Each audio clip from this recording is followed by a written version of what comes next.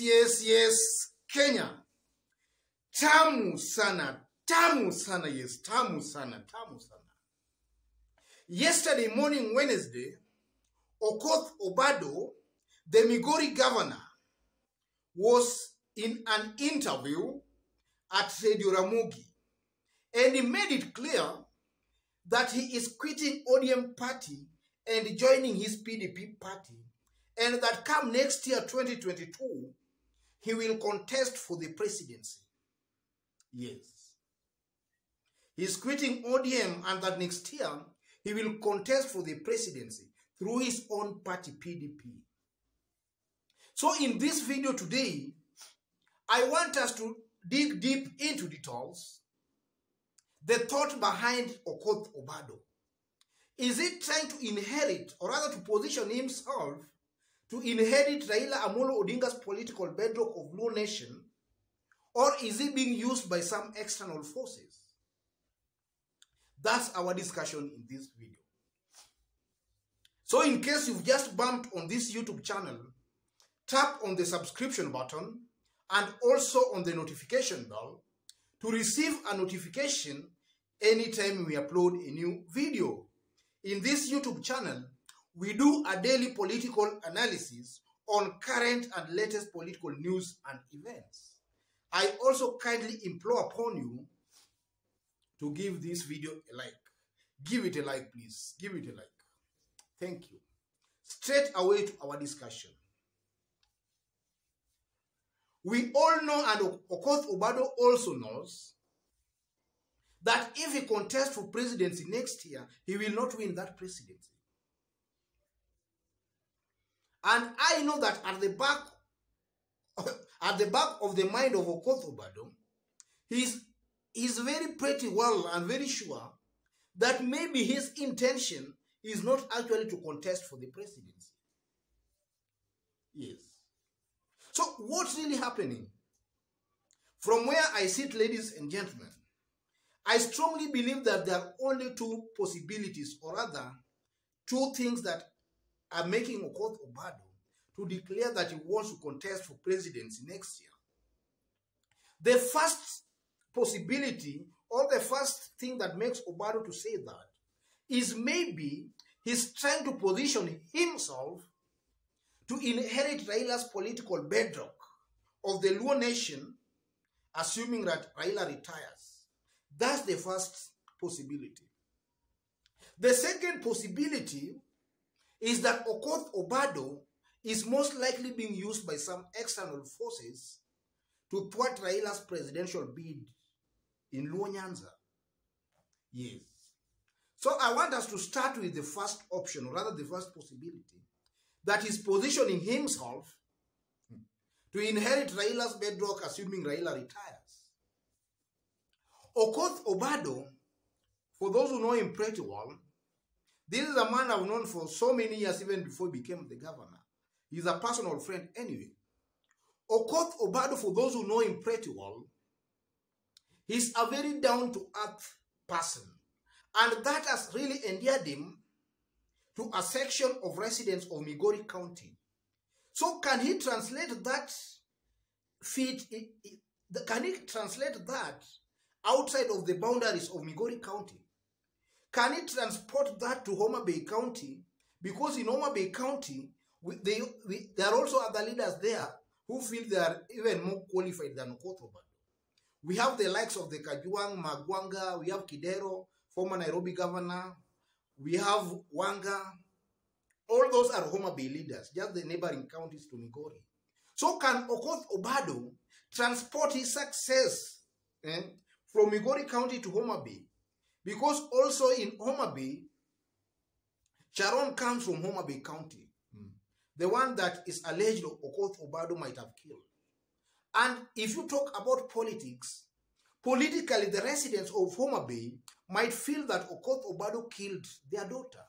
So can Okoth Obado translate the love babies enjoying in Migori County to Homa Bay? And if you leave alone that, can it translate that love to Kisumu County? Because in Kisumu County, we also have the likes of Anyang' Nyong'o, very experienced politician there. Can it translate that to Siaya County? because we also have Orengo and Utindia Molos there. Again, very experienced politician. Can Okoth Obado bring all these leaders behind him? Can he convince all these leaders to come behind him? Or rather, all to rally behind him?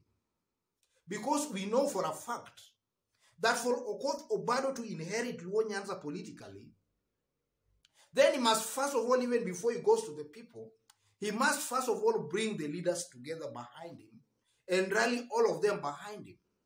That is the first examination Okoth Obado has to achieve, or rather to pass. He must first of all bring all the leaders behind him.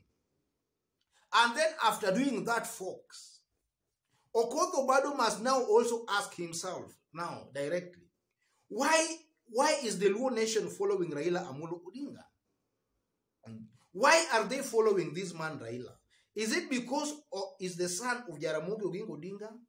Which is not most likely. Because we know if that was the case, then the Luo nation could be following Dr. Oburu Odinga. Because in the Luo tradition, in the absence of the father, then is now the firstborn son to take on the mantle.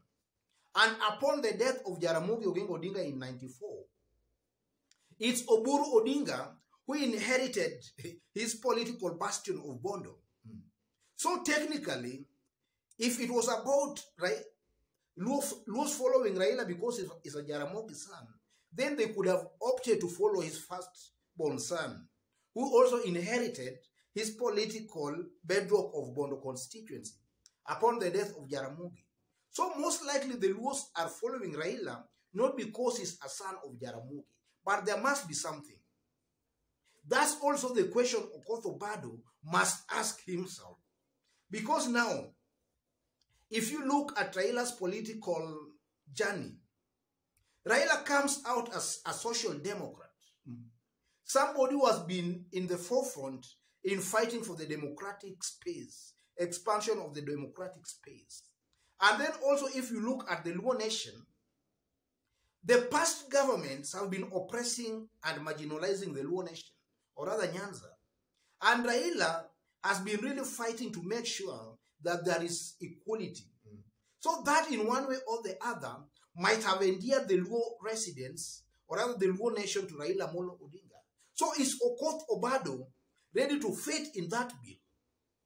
Because as of now, Okoth Obado's brand of politics is really not known well. In fact, if you mention the name Okoth Obado, what comes to mind is the Sharon murder case. So Obado must also come out very, very clearly and let the residents of Luo Nyanza know what he stands for. What does he stand for? That's what Okoth Obado has to make very, very clear to the Luo nation. And then having said that, Okoth Obado must also not be seen as a rebel without a cause. You know, it's not just about rebelling or rebellion. You must have a justified cause. Let Okoth Obado see exactly what is it that is affecting the people of Luo Nyanza. Let him now champion that cause, or rather trying to find a solution to that cause. That's what Okoth Obado must do. Otherwise, if he fails to do that, then he might just find himself in the, just like the ones who had tried before to maybe outstage Raila Amolo Odinga, and then they just ended up being irrelevant politically. So those are the tough questions Okoth Obado must also look into. And now if you look again at Okoth Obado's political brand, Okoth Obado is still, I can say he's still young politically. He just ventured into elective seats in 2013 when he contested for the governorship. And he was initially in ODM party, and then maybe he realized that he was going to be somehow shortchanged. So he opted for PDP party that was an affiliate of CORD. So at the top, Okoth Obado was campaigning for a Raila presidency. So that might have also endeared himself to the people to vote for him in 2013, even though he was not in ODM, but in PDP. PDP was an affiliate of CORD that had also ODM in it. And then in 2017, the last election, Okoth Obado might have known that he could not be lucky twice. So he had to drop his PDP party and join ODM party. And that's how he just won at the election. So it cannot be said per se that Okoth Obado stood on his own and won the seat. No. He was campaigning for Raila in all the election he contested. So that's the first possibility. The second, is he being used by some external forces? To try to answer that, we know that in 2013, after Jubilee was elected into office, there was a lot of resentments against Jubilee government. Then during that time, Okoth Obado invited President Uhuru Muigai Kenyatta to Migori County. And we can remember the shoe throwing incident. So Okoth Obado is always being seen not to be in good books with Raila Amolo Odinga. And then after the handshake, he's always seen as if he's tilting towards William Ruto. Though he has come out to deny that, but his relationship with Raila Amolo Odinga has been on and off. And that's also creating a perception that maybe is being used by some other external forces.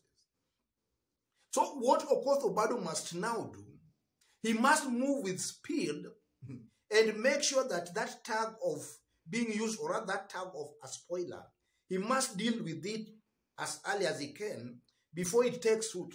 Because the moment it takes root that is a betrayal or a spoiler, then his quest to inherit Raila Amolo Odinga might be like chasing the wind. Because now the people shall have made a decision that this is just a spoiler, this is a betrayal. Now a betrayer again cannot be the kingpin again of the region. So he has to move with speed to make sure that that notion that is a spoiler or is being used by maybe even one William Ruto or any other person to scuttle Raila presidency, he must deal with that as soon as possible. Having said all that, ladies and gentlemen, if you look at the Luo politics as it is, even though traditionally or historically, Luos have been having some decentralized centers of power. After, let's take it as from 1947, when Jaramogi Oginga Odinga came up with this post of care. The Luo nation have, as from that time, they seems to be coalescing around one political leader at a time. So if Okoth Obado cannot translate maybe the kind of love he has in Migori to Homa Bay, or even to Kisumu or to Siaya, then it's not surprising to find the people of Migori County also rejecting him. Because the Luo nation currently, in the recent past, it has been proved that they coalesce around one leader at a time. And also James Orengo tried that in 2002, but he failed miserably. So Okoth Obado might also play his cards very, very well. And from where I sit, I could just advise him to play his cards in the Raila side. Let him stick with Raila Amolo Odinga and let him be seen to be even more of a sycophant of Raila Amolo Odinga. That's how our politics is wired. Let him play his cards closely to Raila Amolo Odinga. If he does that, then nobody knows. Maybe you might just find him as the next Luo kingpin after Raila retires. Otherwise, folks, let me leave it there for today. If you've just bumped on this YouTube channel, just as I did mention when we were starting, tap on the subscription button, give this video a like.